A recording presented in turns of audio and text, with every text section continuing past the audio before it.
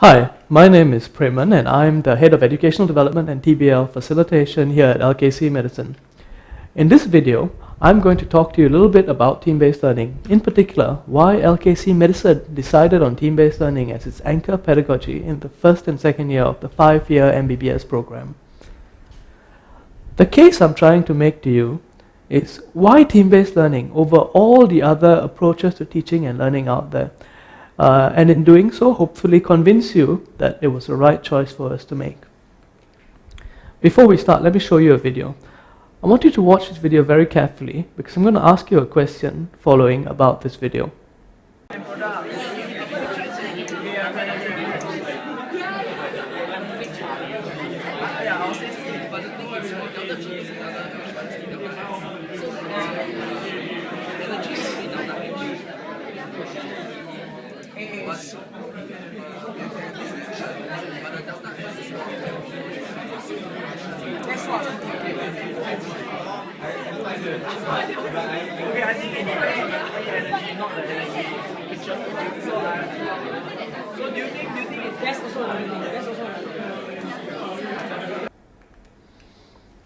Alright, so what were students doing in the video?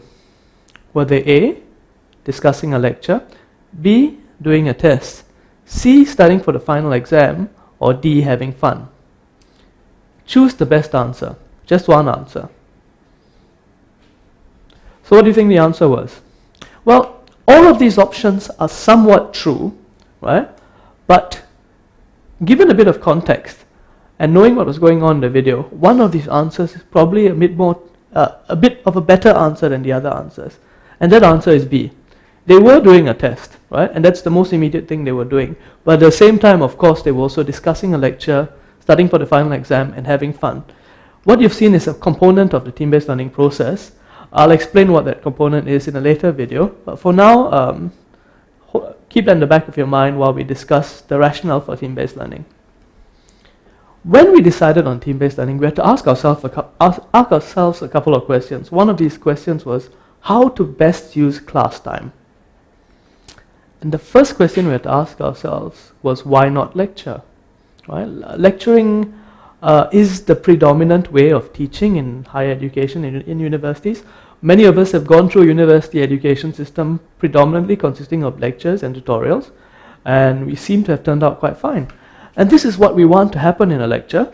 There's a person up front who seems to know what he's talking about, and an audience who seems to be passionately listening to what he is saying.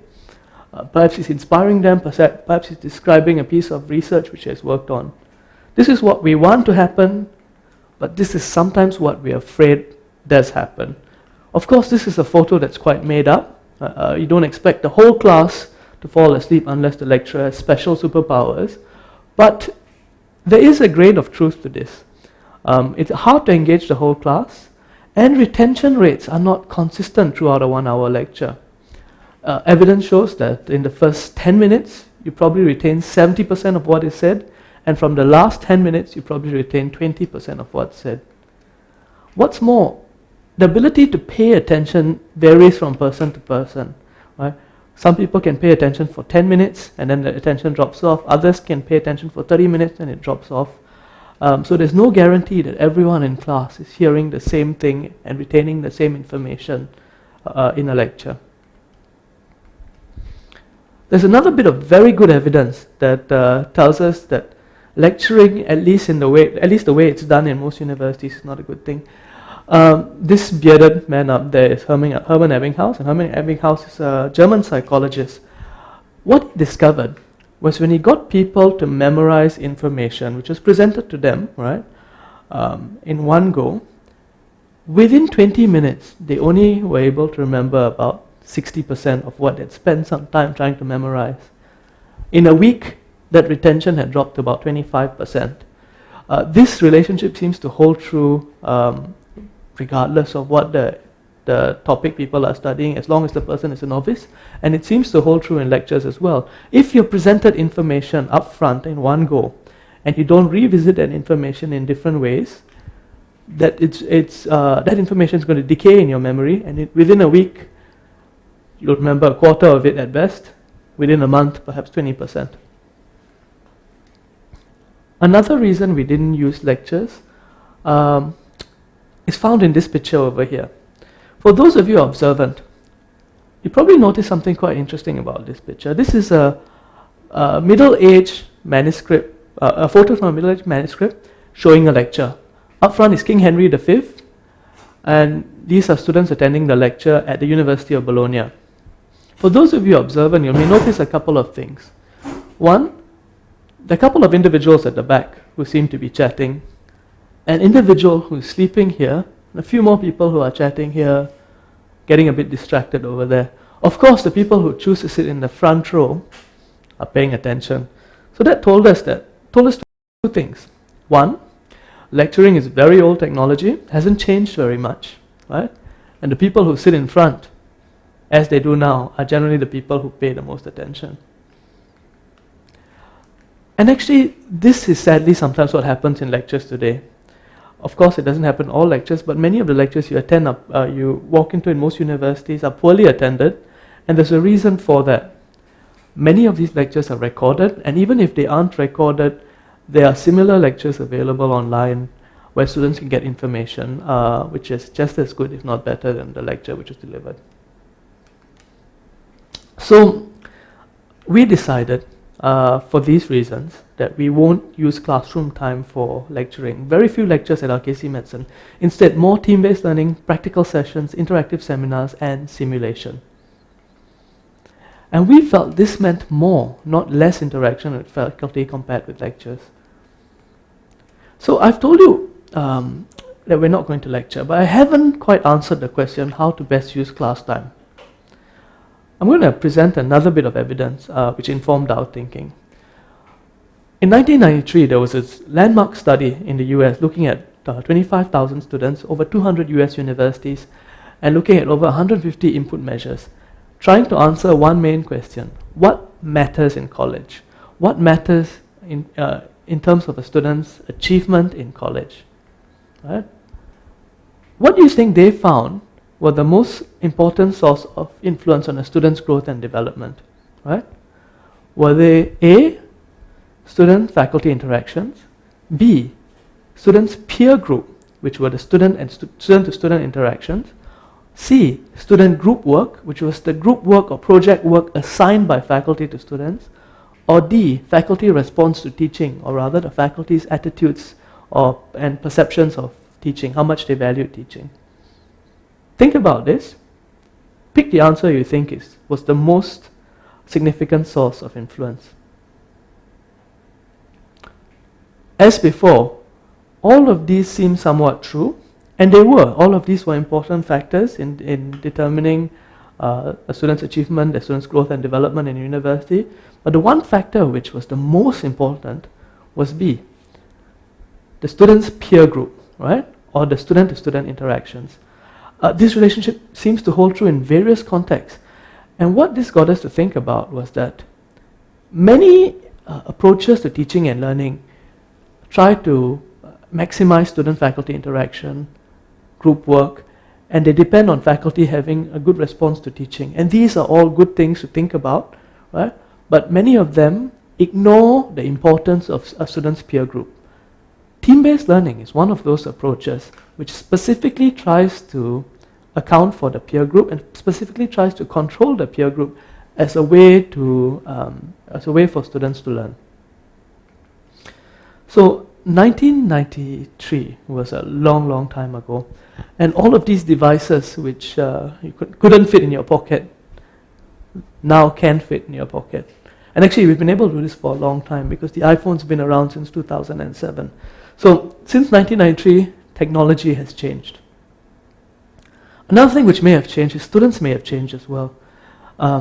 With so much technology around them, some people claim that students actually think differently and process information differently, perhaps learn differently.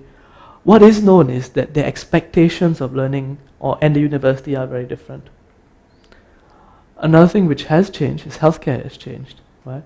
Healthcare has had to become more team-based, and no longer is it just the individual specialists who can solve all problems. The person works in a team where sometimes they're the leader and sometimes others are the leaders. So Now, how to best use class time? Not by lecturing, given that everything has changed or is changing, right? Well, perhaps an approach to medical education needs to change as well. What we've decided to do is flip the classroom. So we've heard a lot about flipping the classroom. Let me tell you a little bit what flipping the classroom is and how this relates to team-based learning. So this is a photograph of our flipped classroom.